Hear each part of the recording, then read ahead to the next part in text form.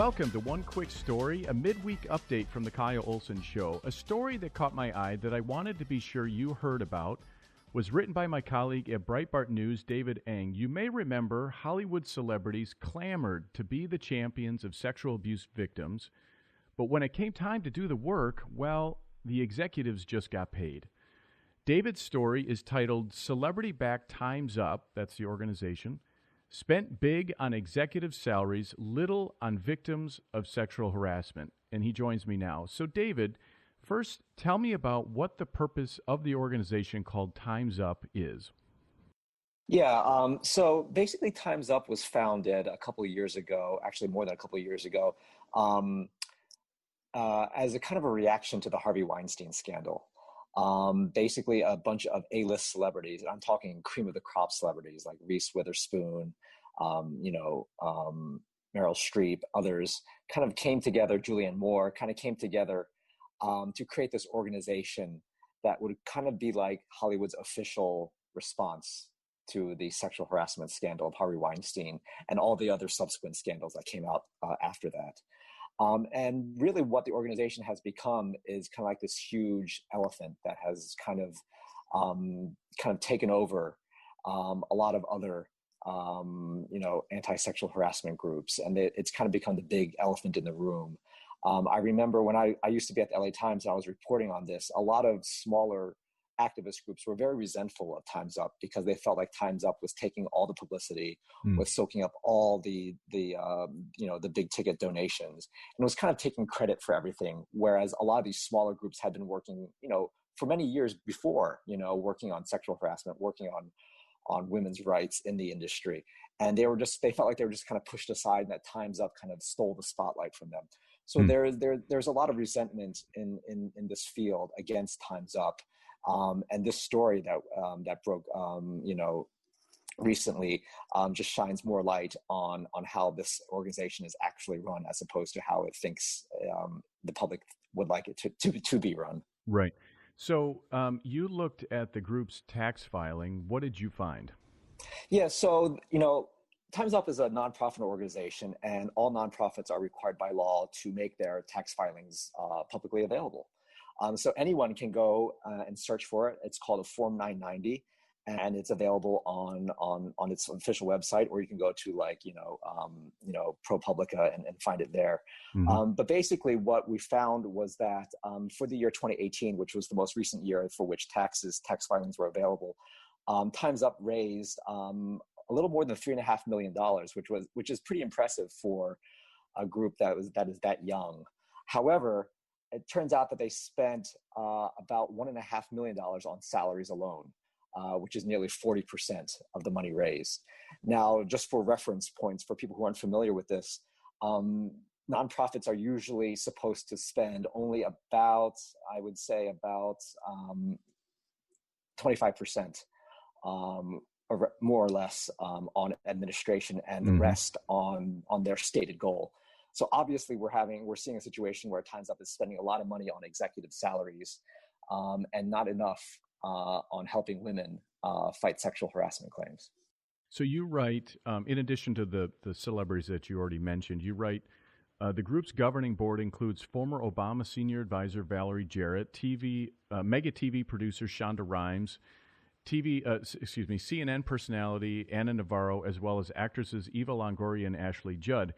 Maybe this is more of a philosophical question for you, but should we average people really be looking to Hollywood celebrities and political elites for solutions when it comes to sexual harassment?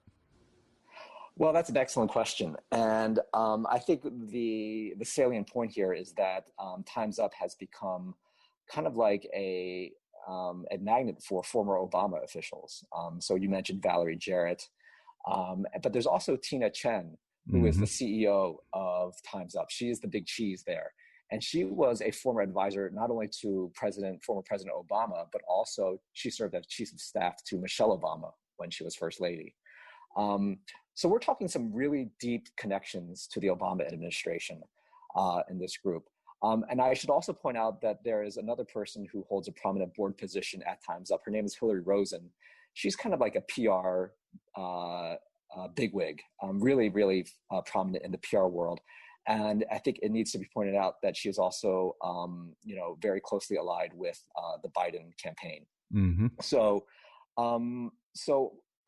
my answer to your question is that no, we shouldn't, especially if a group is so nakedly partisan as this, because their stated goal is to help women, not just certain women, but all women. Mm-hmm. It needs to be mentioned, I think, that Time's Up got in a lot of trouble during the whole Tara Reade affair, when Tara Reade made her accusations against Joe Biden that she claiming that he sexually assaulted her back 30 years ago when she was a congressional staffer.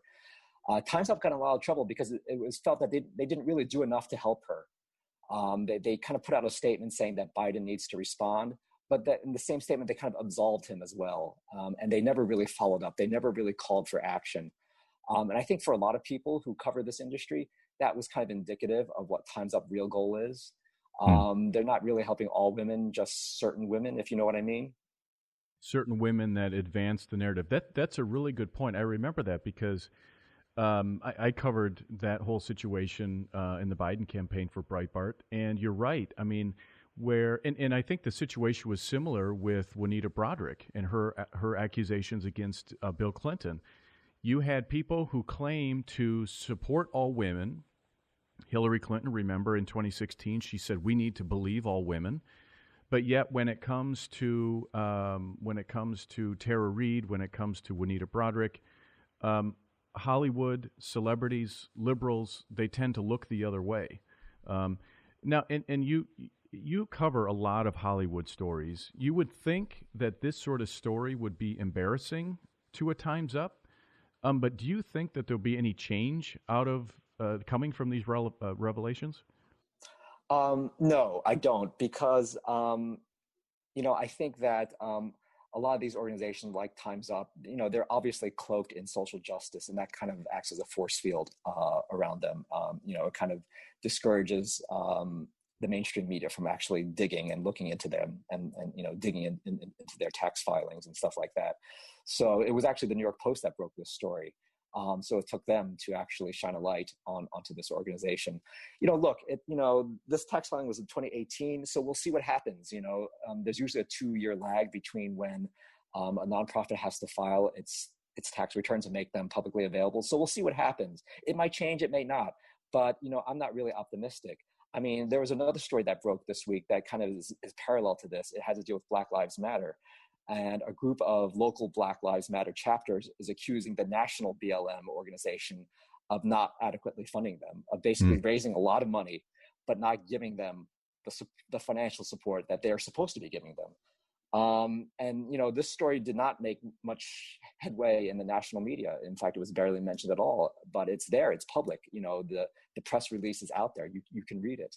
And so I found that I thought there were a lot of similarities between BLM and Time's Up. You're seeing, these kind of nonprofit executives enriching themselves and not really helping the people they're supposed to be helping. I've covered a lot of nonprofit organizations in my career as a journalist, and you'd be astounded to see the kind of salaries a lot of these nonprofit execs are pulling in.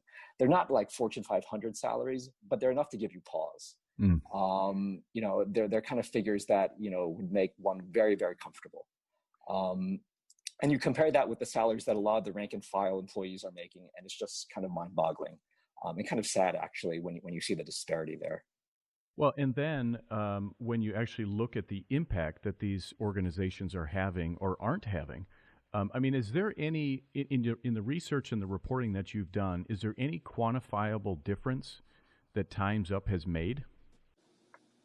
Yeah, that's a good question. They certainly throw a lot of parties and fundraisers. That's kind of like what they do.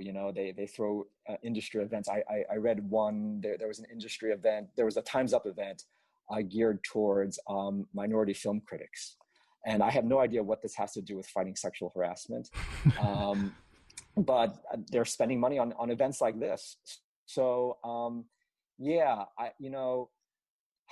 when as the organization matures, we'll know more, because they're going to be required to file more documents, and so we'll be able to see to a certain extent. But a lot of these nonprofits are also very skilled at hiding things. So it'll take a curious journalist to actually dig into these groups. And I'm not confident that any mainstream publication will actually do that. There might be, like I said before earlier at the top of the segment, enough resentment among other groups against Time's Up for kind of, like I said, stealing all the dollars, all the fundraising dollars, and hogging the spotlight. That someone might come out and kind of blow the whistle on them, so to speak. That I would wager might happen somewhere down the line, because there's enough animosity against Time's Up, even among its so-called presumed allies, right. that could conceivably happen. Interesting. David Eng with Breitbart News. His piece is titled "Celebrity-Backed Time's Up Spent Big on Executive Salaries, Little on Victims of Sexual Harassment." Thanks for joining me today. Thanks, Kyle. Thank you so much for joining me today for One Quick Story. For more of my work, go to Breitbart.com or find me on Parler, Kyle Olson 4. KYLEOLSON and the number 4. This is One Quick Story from The Kyle Olson Show.